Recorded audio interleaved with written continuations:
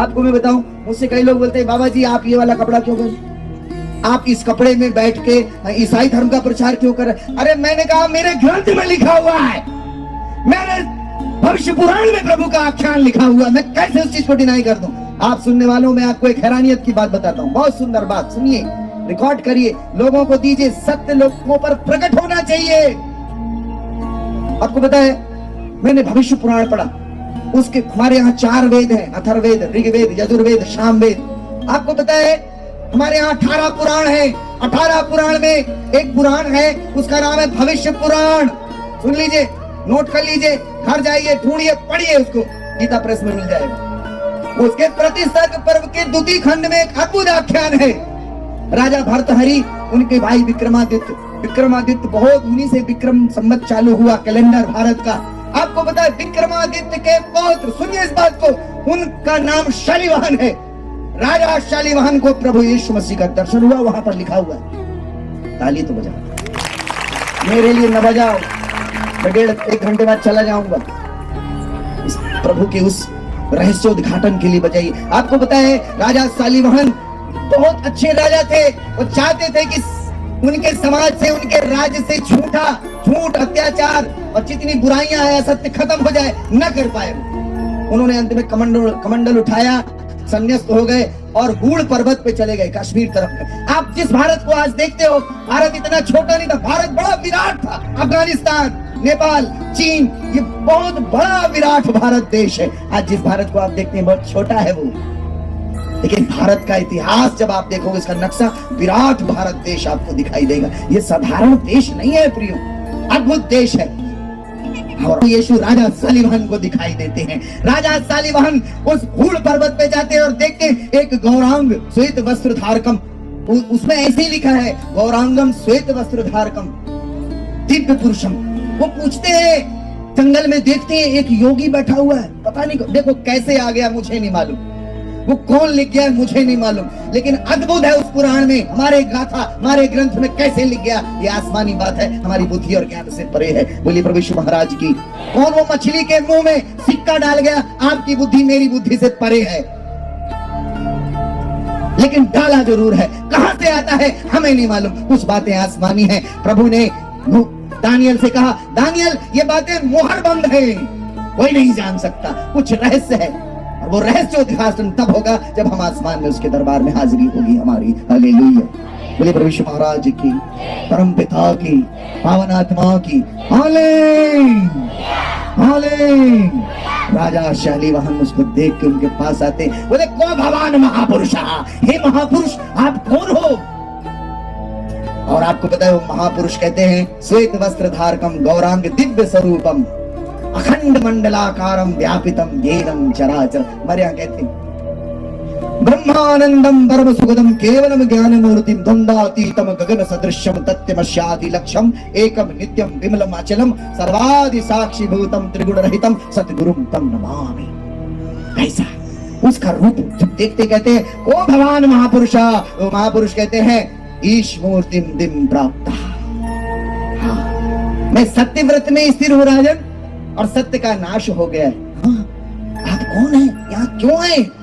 कुंवारीम गर्भड़ीम संभवा, मैं कुंवारी के गर्भ से पैदा हुआ हूँ।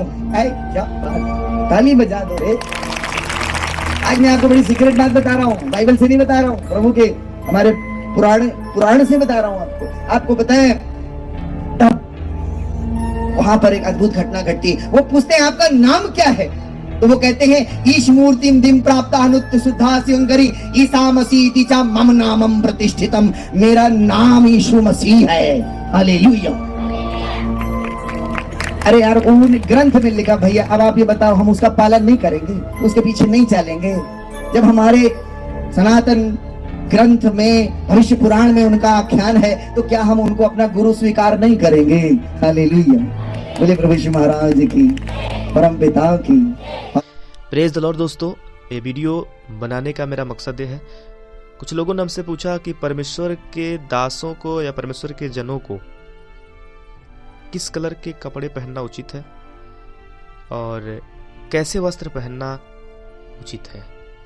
वस्त्र से ताल्लुकात है मतलब शरीर को ढकना, आप अपने पूरे शरीर को ढक करके चलें।